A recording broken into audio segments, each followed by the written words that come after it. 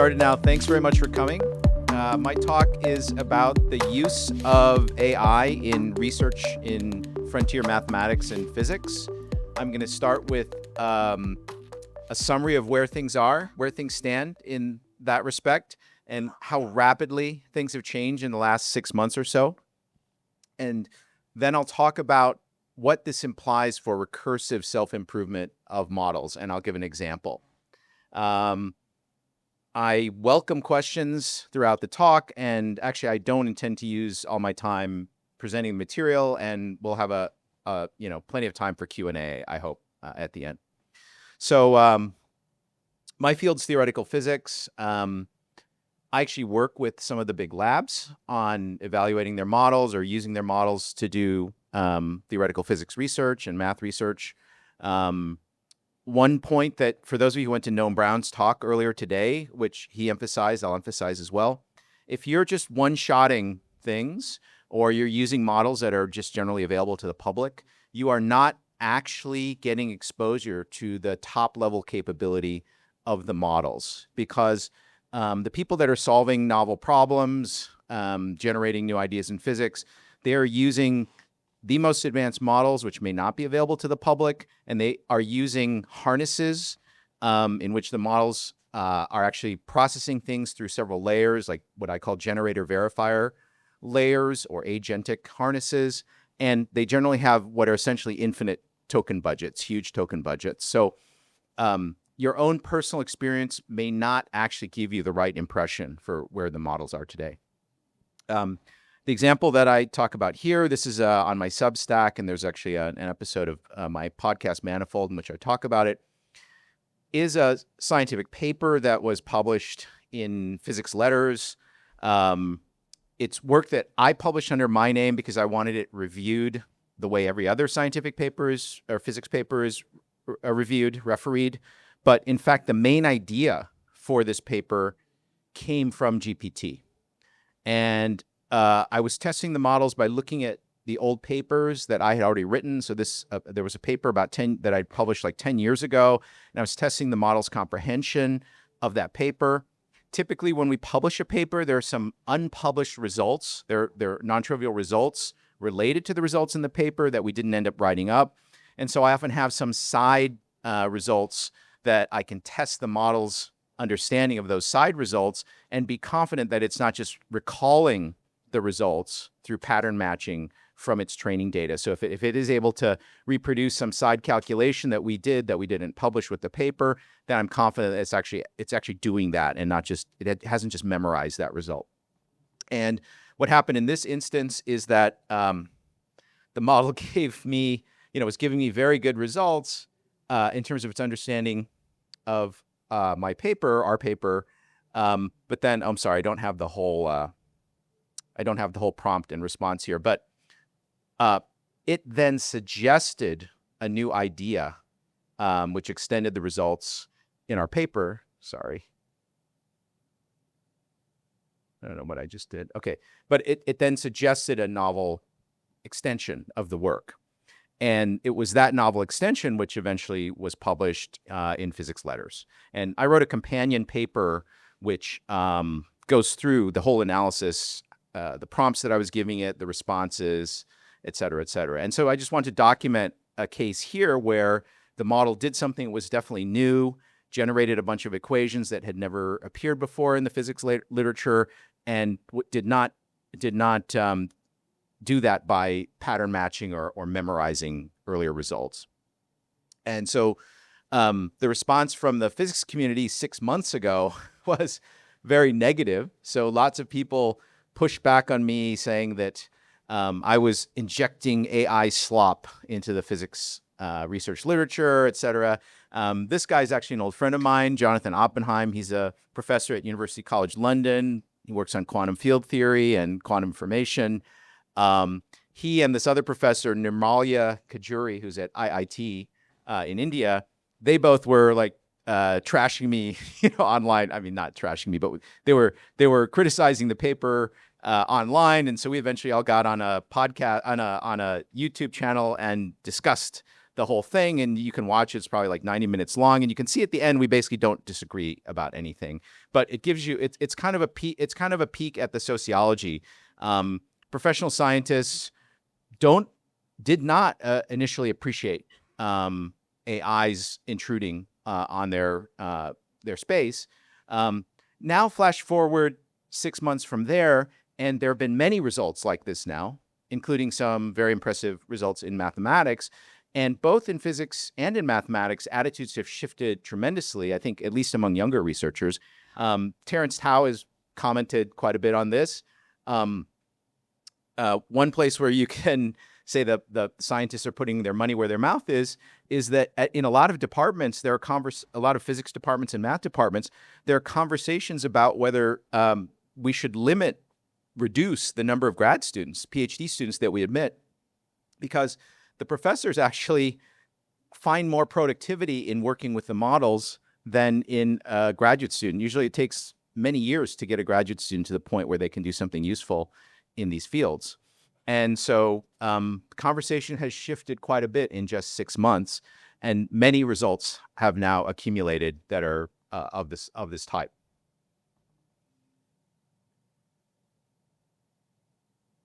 Let me show you. This is probably the most, I don't know if you can read this, but this is the most, probably the most celebrated result, which just came out, I think it was only a few weeks ago. This is something called the Erdos unit distance problem. And it was solved by a model, an OpenAI model. And I'm just going to read you something here. Erdos unit distance problem was raised in 1946. It's among the best known open problems in combinatorics. It is also arguably the best known problem in discrete geometry. Indeed, its description in the book, Brass, Moser, and Pak, on research problems in discrete geometry, chapter 5, is, quote, the following problem of Erdos is possibly the best known and simplest to explain problem in combinatorial geometry.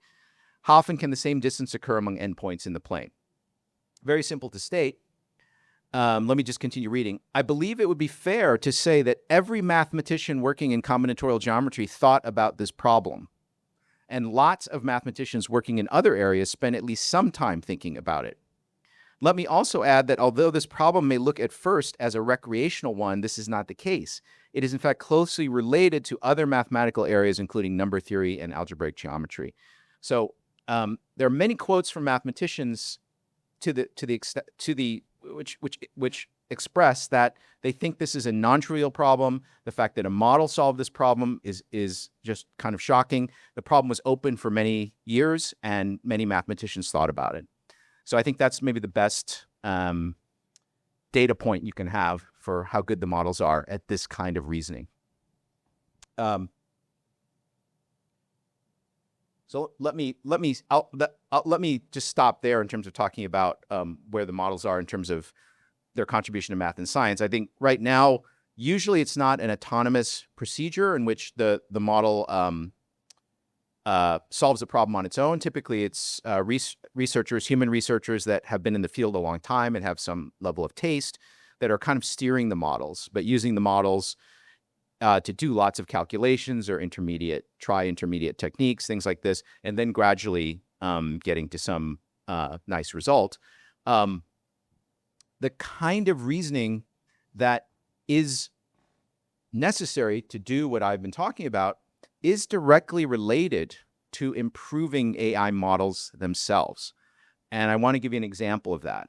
So this is a recent paper, so January 2026. It's from DeepSeek. It's about something called manifold constrained hyperconnections, okay? And strangely, I find it very strange that so many people are interested in our AI future, AGI, stuff like this, and so few people actually take the time to actually understand what these models do. It's just linear algebra. I don't think we're anywhere close to optimal design of the actual neural net. So the actual structure of the neural net, the way it moves information, the way that it updates weights, things like this, I don't think we're nearly optimal. And the type of thinking that is necessary to move us closer to optimal is the kind of reasoning that was used to contribute to that physics paper or to contribute to solving this Erdos problem. Okay, so in this case, what's being discussed here is that in a simple neural net, you're sort of feeding the output from one layer into the next layer, and then you take the output of that layer and you feed it to the next layer. So it's a feed-forward network. But there might be circumstances where you want to read out some information from layer N and push it further down and make it available, just available without processing it through the intermediate layers, make that information available at a lower layer of the network. And you could call that a hyperconnection. So instead of just a connection between neuron in layer N and a neuron in layer N plus 1, it's a hyperconnection where a bunch of information is just pushed forward like this across, skipping several layers. Okay, so, a priori, we don't really understand how these things work. So if someone said, oh, let me add a bunch of hyperconnections to the structure of the neural net, a priori, we don't know whether that's a good thing or a bad thing. We don't know whether it helps us or hurts us. There was a ByteDance paper which first proposed these hyperconnections, but then it was found that under pre-training, these hyperconnections caused gradients to explode, and so there was a technical reason why they weren't actually useful. So it turned out not to be a useful innovation.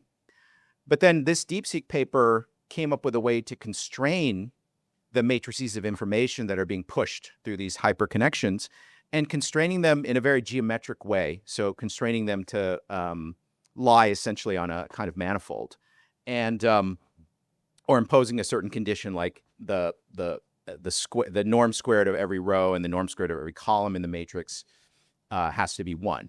And this is very math kind of thinking for why why you would want to impose that condition. How do you efficiently impose that condition?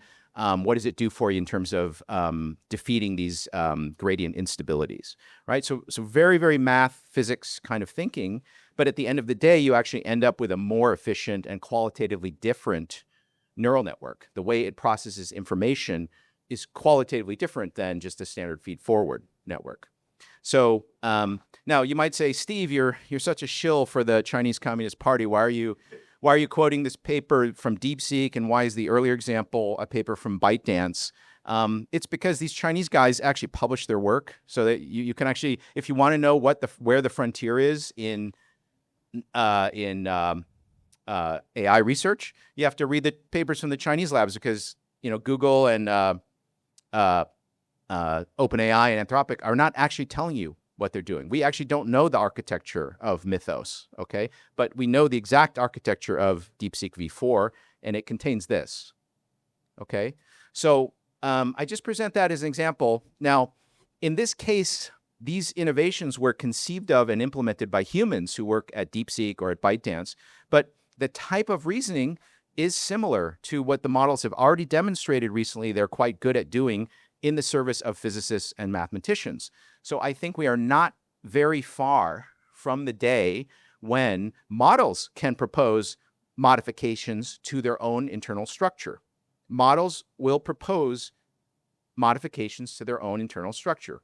Recursive self-improvement. Models can also code up tests to see whether, if I modify the architecture this way, what happens to the training dynamics? Does the model get to a certain eval level using less data, using less training compute? Is there an instability in the training process? It can test all those things by itself, by writing code and running the code. So we're pretty close to that moment where we have real recursive self-improvement. I asked Noam at the end of his talk whether he could comment on whether the big labs have already started doing this, and he said he couldn't comment. But doesn't mean that they're doing it. It could be that practical use of this kind of thing where there is not a human in the loop is still years away. But certainly, even if there is a human in the loop, sort of nudging along the model as it looks at different possible improvements to its own internal architecture, it's still going to potentially bend the curve upward in terms of improvements in the model. So it's not just hyperscaling of amount of data or amount of compute or how long you run the training for. It is also possible, I think, there are still many, many architectural improvements in the actual deep structure of these neural networks that have still not been discovered by us and may in the long run be discovered by the models themselves. So that's actually enough for my initial comments, and I'll just take Q&A at this point. John. Great talks, Kate. Could you talk a little bit about the thoughts about timelines and what you would have to be to update? Yeah, so I think the broader timeline issues like, oh, when will the models be able to do test time learning and things like this, or build world models? I think those are quite complicated questions. I don't really want to give any specific timescales for how long that will take. But for this specific question of when the models are actually themselves contributing, let's say, as much as humans to further improvements in the structure of the models themselves, I think probably our evidence that that's going on is probably in the next DeepSeek. So when V5 comes out, they may just point out that, like, oh, we did this to like this. The V5 differs from V4 in this way, and the way we came up with that is we ran this, long agentic blah blah blah process using V4, and it came up with this, and maybe it tested it, and then we used it. So one of the labs that's more open will probably tell us that this process now has arrived, and then you might see a kind of positive feedback loop from that.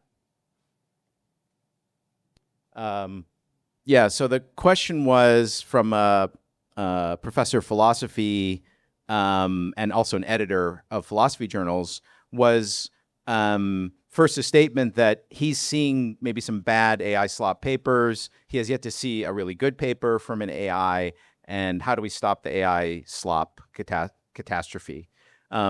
This is exactly the kind of conversation that I had with my colleagues when I published my paper.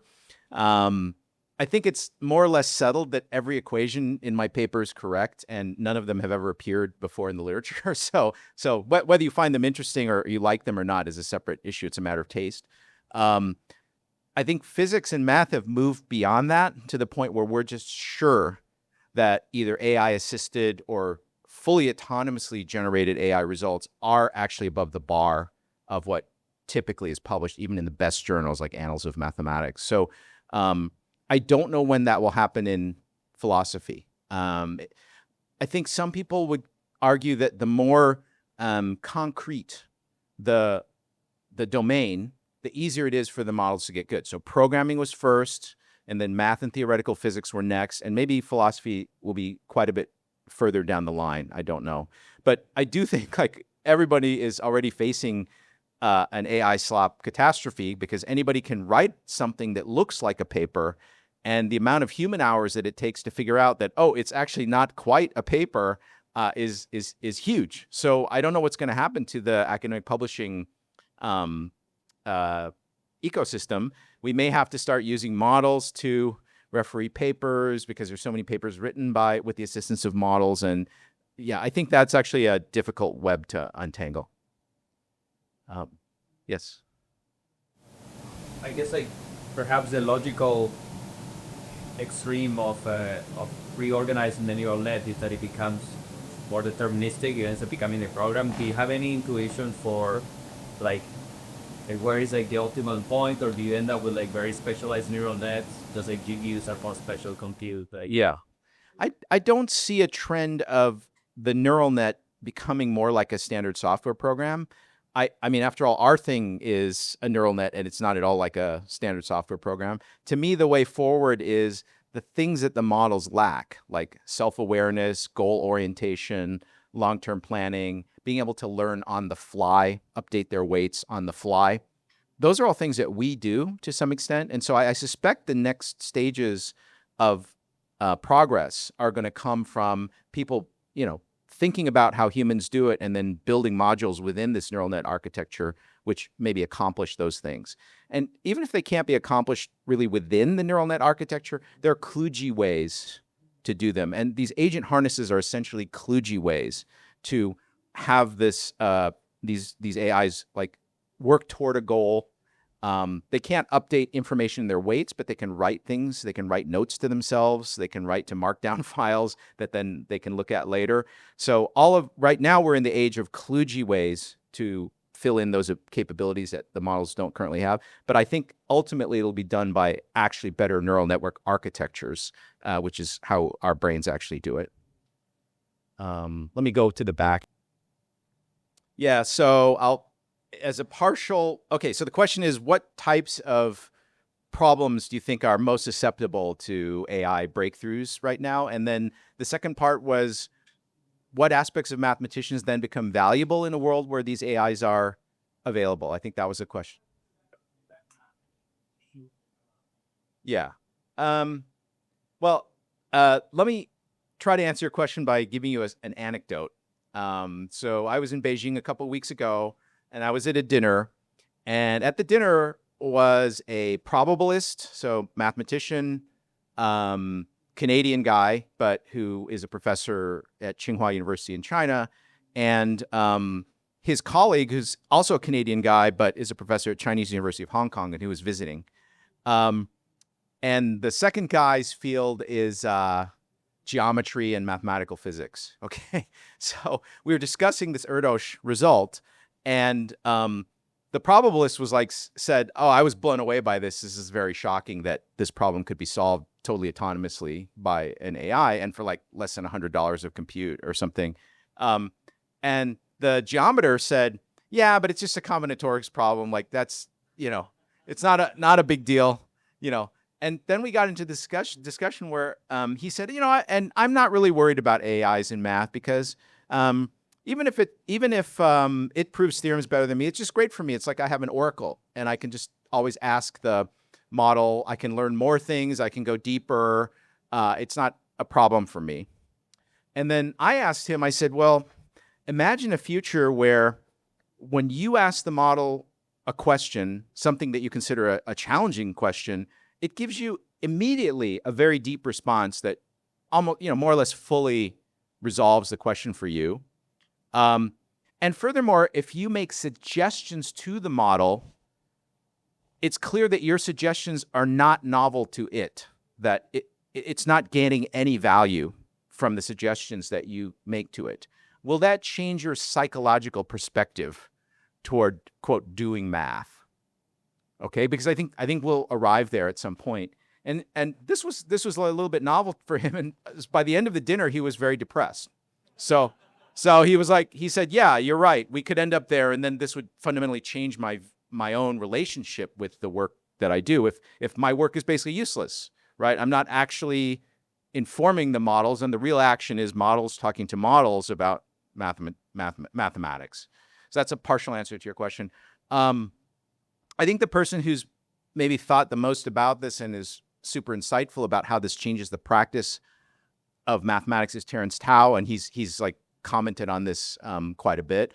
I think there'll be a centaur period of mathematics, as there was in chess for a little while, but then eventually, all the best chess players just want to know what the engine says is the best move, and they kind of just accept that that's the best move. And I think mathematics is going to go that way eventually. I mean, not right away. In some subfields of math, it'll go there relatively soon, probably, but in other fields, not for a long time. So, Lei. With this current paradigm, let's assume with all this ISI development, etc., do you think the model will reach a point that can generate breakthroughs equivalent to discoveries by Newton? Yeah, so I should have mentioned this. This is a good point. I should have mentioned this in my talk. So all of the cases so far where the model has done something, both my case, which is a paper on quantum mechanics, in this Erdos problem, the way it did it is the model is aware, has an understanding across all subdisciplines, whereas humans only can go deep in a few, and once you've gone deep in these few, the other ones, you just have a kind of superficial understanding. No matter how good you are, you only have a superficial understanding of these distant areas of, say, mathematics.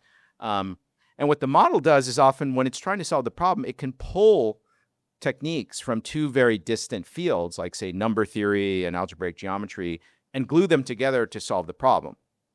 But that, viewed by someone who actually did know both of those subfields well, which could be a set of measures 0 people. But once someone gets up to a level of expertise in both fields and then judges how innovative was the step, the move that the model made, they would say, well, it wasn't that novel. It wasn't like Einstein proposing special relativity or something like that. So that kind of thing, no telling when that will actually happen.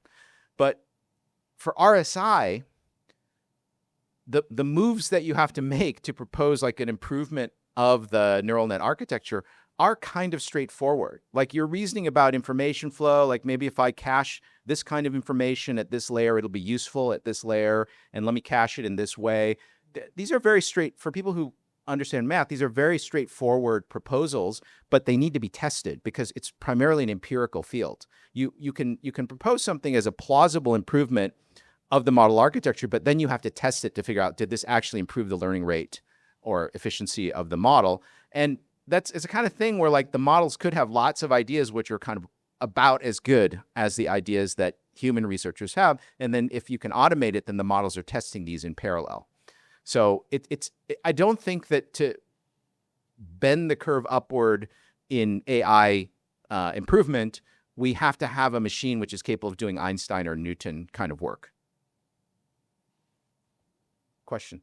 Yeah, great question. So the question is about the kind of harnesses that people use to get maximal performance out of these models. And Noam talked about this a little bit without giving any details in his talk. I mentioned something called generator verifier instances of the model. So let's suppose you don't parallelize. Let's suppose you just have serial processing.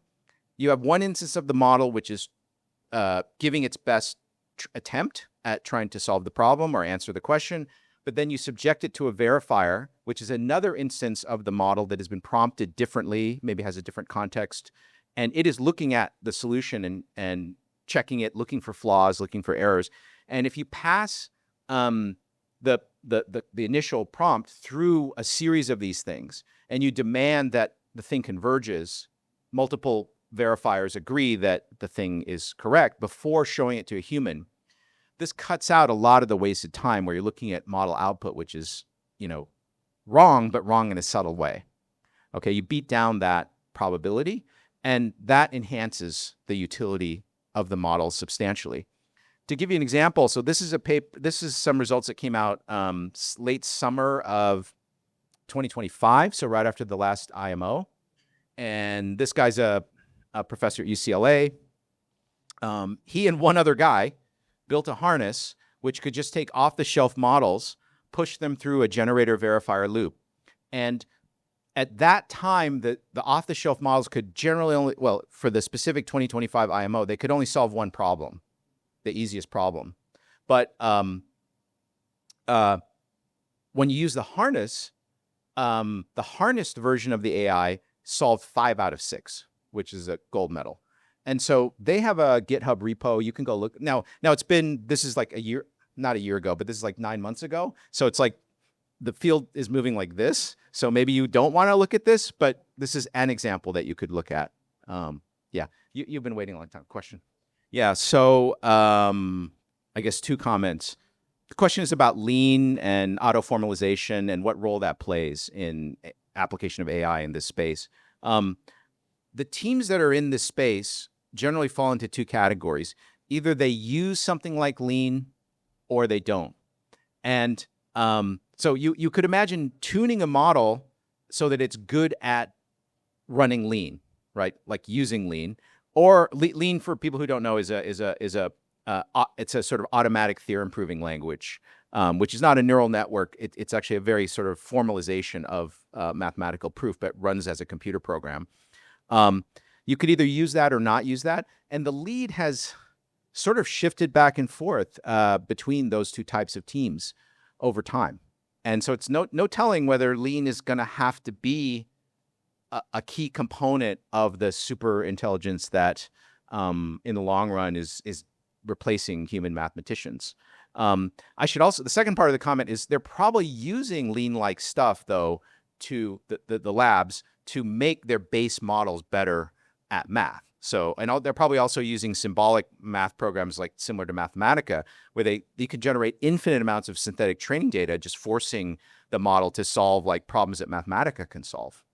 So all of this is there. It could be there under the hood, or it could be there explicitly. The example that I gave in the talk was these kinds of capabilities manifesting themselves in bending the curve up in the rate of intelligence explosion of the models themselves. And then that has secondary impact. So for example, DeepSeek v4 is way more token efficient is way more efficient in the cost of generating tokens than v3. So whatever you were using v3 for, whether it's customer service or,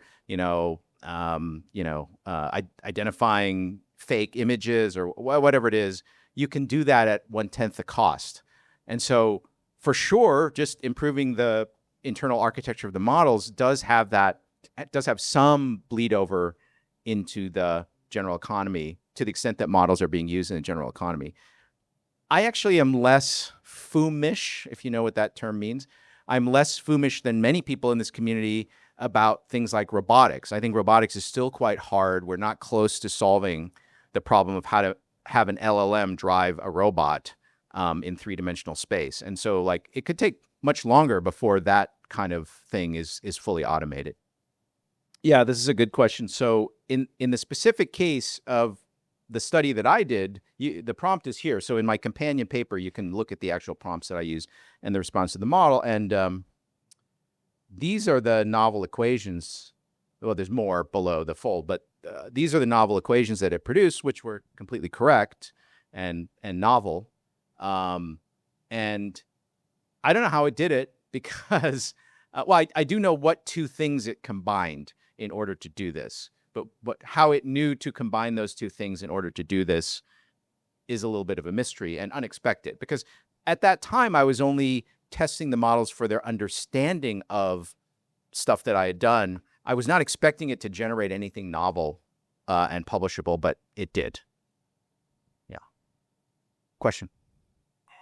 Well, the things that are easily verifiable and therefore it's easy to generate synthetic data to train the models, it can get extremely good at. Subjective judgments like, will the Strait of Hormuz be open? Is this the deal that was announced if it's always on Friday by Trump? Is it real? I don't think the models are necessarily particularly good at that. I do think in prediction markets, they could eventually beat humans because humans suck too. But they're not necessarily great at reasoning about those things in any special way. So I think there's plenty of stuff that they're not necessarily going to be superhuman relative to the average human, but maybe not beating the very best humans for a while. It's just the guys in the labs will just say, like, if you give me verifiable evals that I can use to tune the model, I can make it as good as I want. I just keep running and it keeps getting better and better. But to the extent that you don't have that kind of data, you can't. And it shows you that even though we're kind of close to superintelligence, we're quite far from the desired goal that most computer scientists would have expressed a decade ago, which is that I want models that can learn on their own. And I don't just want like someone to generate like huge numbers of examples and the model is like hill climbing, tuning its weights to become better at that set. They want a model that can look at the world like a little baby and see only a few instances of something and then generalize and learn. And our models currently cannot do that. But maybe a improvement of their neural architecture will allow them to do that. Question back there. So I use models a lot for physics, and one of the things that I find comes up is I trained a lot on Reddit physics, and like our costs of me trying to inject confidently like one way or another, like when people would be in assumptions one way or another. Oh, like here's detailed balance, that holds, it doesn't hold. Do you have any advice for how to get it to stick? I mean, when I've been relegated to here's the document of all ways that you can make this mistake, and that will reduce its error rate by a factor of 3, but it still comes in.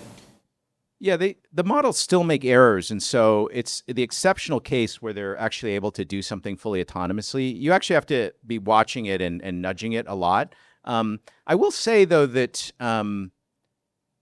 I think the people at the labs who are trying to make, really are trying to make, could comment on this separately, but why they're trying to make the models really good at math and physics. There are several reasons, but they're aware of this kind of problem. And so they are seeking from the physics community, and in fact, actually paying intermediary firms to hire physicists to generate really high quality training data type problems. So I think this Reddit thing will gradually go away, because like initially, yes, that's all we had to train these models. I hate Reddit. I can't even look at Reddit, but gradually we know enough to like replace that with higher quality training sets over time. Yeah. Okay, I think I'm out of time. So, one quick question. So it seems like there's a verification bottleneck here. Do you think fields start moving more towards formalizing things more language? There is a verification bottleneck, and once I can produce like lots of problems and verify the answers, then I can make the model good at those things. I don't know whether it's going to push the field, that particular fact will push the field of math toward more formal verification in the work that humans do. I'm not sure that's the case. Physics is a little bit too fuzzy for formal verification. I mean, once you get a set of equations where it is purely math, then it's fine. But the physics concepts are a little bit fuzzy, so it's not really that susceptible to formal verification. Okay, thanks everybody for coming.